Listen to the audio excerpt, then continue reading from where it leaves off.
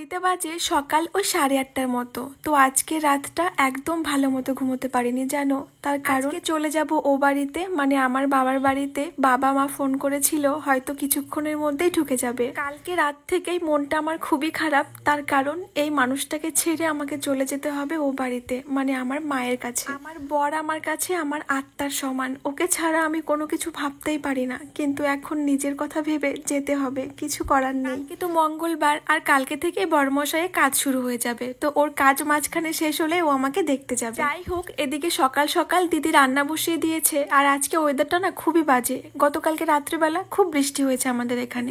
আমি আজকে সকাল সকাল স্নান করে নিয়েছি, কারণ বাবা মা আসলে বেশি লেট করব না। আর যেহেতু বড়মশাই আজকে আবার যাবে মালদাতে দরকারি একটা কাজে, বরকে বলছিলাম যে আমি তো আজকে বাড়ি চলে যাব, তোমার কেমন লাগছে বলো একটু। তো দেখো আমার বর কিন্তু মুখে কিছু না বললেও ওর মনের ভেতরটা কিন্তু কষ্টে বুকটা ফেটে যাচ্ছে, যেমন আমার কষ্ট হচ্ছে ঠিক তেমন। যাই হোক, আবার তো দেখা হবে কদিন পরই। তো দেখো দিদির এদিকে রান্না সব কমপ্লিট। ভেবেছিলাম বাবা মা আসলে একসাথে বসে খাবো, কিন্তু ওনারা যেহেতু এখনো আসেনি আর অনেকটা বেলা হয়ে গেছে, আমারও খুব খিদে পেয়ে গেছে আর আমার বরটারও খুব খিদে পেয়ে গেছে। ওই জন্য ভাবলাম চলো তাহলে আমরা দুজন মিলে একসাথে খেয়ে নিই, বাবা মা আসলে পরে তাদেরকে খেতে দেবো। আজকে তো সোমবার, আমার বাবা মা সোমবার করে নিরামিষ খায়, তোমরা তো সবাই জানো। তাই আজকে কিন্তু বাড়িতে আমাদের নিরামিষই রান্না হয়েছে। রান্না হয়েছিল ডাল, একটা পাঁচমিশালি সবজি আর আলু পনিরের তরকারি, আর সাথে ছিল পাঁপড় ভাজা। এদিকে খেতে বসেছি আর দেখো কি বৃষ্টি। আর একটু পরে দেখি যে বাবা মা চলে এসেছে, আর বাইরে আজকে এতটাই বৃষ্টি হচ্ছে যে বাবা পুরো ভিজে গেছে। তো ভাবছিলাম এরকম বৃষ্টি হলে কিভাবে যাব।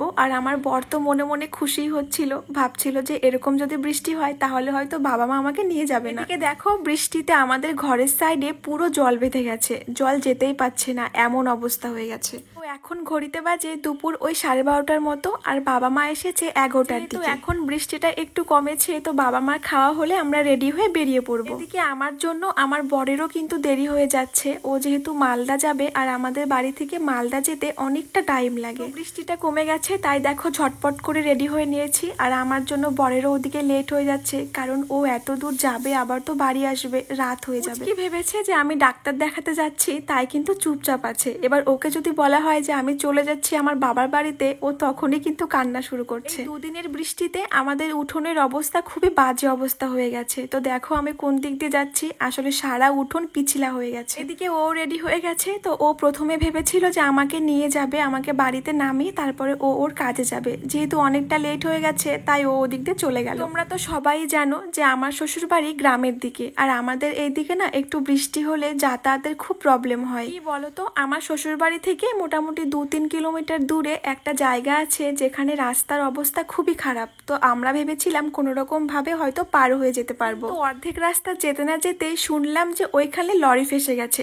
কোনো রকম ভাবেই যাওয়া যাবে না। তারপরে দেখো আমরা আবারও সেই উল্টো দিক হয়ে এখন বাড়ি যাচ্ছি। এই রাস্তাটা অনেক ভালো, কিন্তু এই দিক দিয়ে যেতে মোটামুটি 3 থেকে 3.5 ঘন্টা সময় লেগে যাবে। আর যেহেতু আমরা ওই দিক দিয়ে সবসময় চলাফেরা করি, ওখানে 40 মিনিটের মতো লাগতো আমাদের বাড়ি যেতে। আমার শুধু একটা কথাই মনে হচ্ছিল যে আমি কখন বাড়ি পৌঁছাবো, মানে একভাবে 3 ঘন্টা টোটোতে বসে থাকা যে কতটা কষ্টকর এই অবস্থায়, সেটা আমি খুব ভালো মতো বুঝতে পেরেছি। তারপর অর্ধেক রাস্তায় এসে বাবা একটা জায়গায় দাঁড় করিয়েছিল, তো ওখানে আমি একটু হেঁটে নিচ্ছিলাম, কারণ আমার প্রচন্ড কষ্ট হচ্ছিল। শেষমেশ 3.5 ঘন্টা জার্নি করার পর অচেনা রাস্তা পার করে চলে আসলাম বাড়ির কাছে। আর এইখানে না রাস্তা খুব বাজে জানো, একটু বৃষ্টি হলে জল এরকম ভাবে আটকে যায়। তো দেখো ফাইনালি বাড়ি পৌঁছে গেছি। তো বাড়িতে এসে দেখি আমার ঠাকুমা আর আমার একটা দিদা ওয়েট করছে আমার জন্য। আজকে আমি একটা কথা ভালো মতো বুঝতে পেরেছি যে এই অবস্থায় জার্নি করা কতটা যে কষ্টকর, সেটা আমার থেকে ভালো কেউ জানে না। যাই হোক, চলো সবাই ভালো থেকো, সুস্থ থেকো, দেখা হবে অন্য কোনো নেক্সট ভিডিওতে। তো আমার খুব জোর খিদে পেয়ে গেছে, এখন ভাত